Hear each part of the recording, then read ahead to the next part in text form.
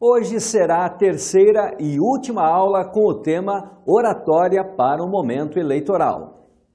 Os temas e principalmente os exercícios propostos nas duas aulas anteriores são a base para que você possa se aventurar no campo da oratória, tanto na televisão como no rádio, e são importantíssimos nessa jornada de 3 meses, com discursos em situações as mais diversas e adversas possíveis. Portanto, eu espero que tenha e continue praticando tudo o que foi passado até o momento, para chegar nessa lição não precisar consultar os materiais de apoio ou assistir os vídeos anteriores para poder aplicar o aprendizado. Antes de ir para o estúdio gravar, dê uma parada de 1 hora nas atividades de campanha ou de trabalho. Faça exercícios de alongamento corporal e aquecimento vocal. Treine mais uma vez com o material de trava-línguas e em seguida leia o seu texto, inicialmente de forma bem lenta e com uma hiperarticulação, ou seja, abrindo bem a boca, deixando todos os fonemas bem arredondados. Repita esse exercício 3 vezes. Em seguida, leia o texto 3 vezes novamente, porém o mais rápido e claro que conseguir. E por último, leia 5 vezes seu discurso na velocidade normal. Você deve estar se perguntando, e as técnicas, quando vêm? Como disse anteriormente, tudo o que você treinou é o conteúdo que precisa saber. Normalmente as gravações são feitas com microfone de lapela, semelhante a esse que eu estou usando. Então se prepare para um discurso como se fosse em um mini auditório, onde você fala com sentimento, sem falar muito forte e com uma entonação boa, uma curva melódica e inflexão média, conforme os exercícios propostos. Cometem um grande erro aqueles que se preparam para falar como um apresentador de TV. Vou explicar o porquê. Pois grande parte das pessoas que vão votar em você lhe conhecem e não podem achar que sua posição como candidato mudou seu comportamento. Não se esqueça de usar a respiração diafragmática abdominal, que controla a fonação, ou seja, a emissão das palavras, mesmo com o agravante do nervosismo e ansiedade. Não fale forte e não tenha pressa para terminar o texto e as palavras. Vá até o fim com o mesmo padrão de discurso do início. E dar aquele quase grito no final pode lhe trazer um ar de exibicionismo e poderá estragar tudo o que construiu até agora, nos últimos 3 segundos. E você não quer isso, quer?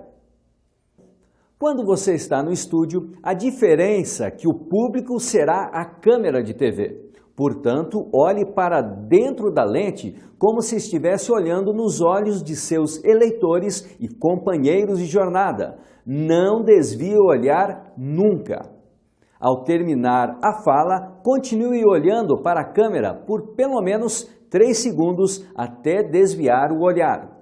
As expressões faciais. Não se esqueça das expressões faciais. Na televisão, elas não podem ser exageradas como é no discurso público, pois na casa do telespectador você irá aparecer como alguém que conversa com ele. E ninguém gosta de conversar de perto com alguém que tem expressões exageradas e desvia a atenção de quem assiste. Você até pode começar o seu discurso saindo de um sorriso, mas nunca continue falando com o sorriso nos lábios. A conotação desse tipo de expressão é muito ruim, dando um ar de arrogância, satisfação e orgulho de sua posição como candidato. E os eleitores esperam votar em alguém igual a ele, principalmente nos cargos legislativos. Cuide para que a sua expressão esteja de acordo com o seu discurso e não caia no erro de usar a expressão de ira ou medo quando vai falar de um assunto mais complicado. Nestas situações, a expressão de indignação é a mais indicada e convida aos espectadores a compartilhar com você os seus sentimentos.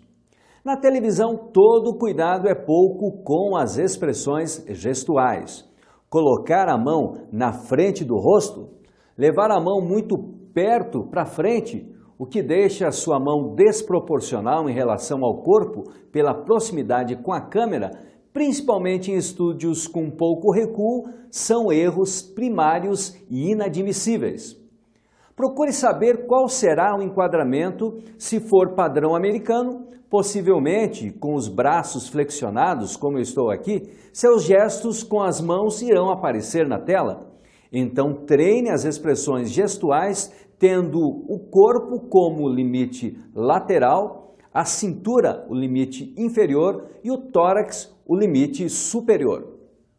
Porém, se o enquadramento for mais fechado, do peito para cima, evite que seus movimentos apareçam no enquadramento, pois sempre irá aparecer apenas parte de suas mãos e braços. Evite o movimento lateral do tronco. Nunca faça movimentos rotacionais. Se a cadeira for giratória, pior ainda, incline o tronco levemente para frente e demonstre intenção comunicativa sempre. Cuide da posição da cabeça. Siga a regra do ângulo de 90 graus do queixo em relação ao peito. Na televisão, o ar de arrogância, quando a cabeça fica levantada, se potencializa muito mais. Não deixe sua cabeça pender para nenhum dos lados e mantenha o ombro alinhado. Ao contrário da televisão, que a imagem vale mais que 1000 palavras, no rádio só a palavra que importa. Neste caso, sua impostação vocal e inflexão pode ser mais acentuada e uma curva melódica muito mais rica. Treine muito sua dicção antes de ir gravar no rádio. Faça o treino de leitura do texto que propus no início dessa aula, pelo menos o dobro de vezes que fez antes de ir gravar para a TV. O rádio é muito mais intimista que a TV. Portanto, se prepare para falar como se fosse convencer uma pessoa apenas e que é muito importante para a sua candidatura. Se puder, não deixe que o mesmo áudio da TV vá para o rádio, principalmente porque no rádio seu número não vai aparecer e nem seu nome estará escrito. E conforme o tempo, fale seu nome e número de 2 a 3 vezes na mesma inserção. Use uma linguagem muito mais simples e com forte apelo emocional. Mantenha a distância de 1 palmo fechado do microfone, para que a saída do ar enquanto fala não provoque ruídos indesejáveis na gravação. E se não tiver uma espuma protetora, aumente a distância para 1 palmo estendido. Portanto, prepare suas emoções e sentimentos antes de ir gravar, tanto para o rádio como para a TV. Essa modalidade de discurso é a que mais será usada e é a que mais consome as energias e exige das expressões e do cuidado com a saúde e a manutenção da voz. O discurso público é muito mais livre e deve ser executado com o máximo de suas expressões, porém deve ser graduado conforme o número de pessoas presentes. Se o público é numeroso, dando uma grande distância entre você e os últimos do auditório, suas expressões faciais e gestuais devem ser mais intensas e amplas, levando a mesma emoção do discurso a todos os presentes. Evite expressões muito amplas quando o público for composto por parentes, amigos e colegas de trabalho. Com eles, seja o mais natural possível e, se puder, não use o microfone. Ao usar o microfone, não coloque muito perto, tampando toda a sua boca, principalmente em ambientes com muito barulho, para que o apoio visual ajude o auditivo no entendimento de suas palavras. Trabalhe bem a questão da projeção vocal que passamos nos exercícios de expressão vocal.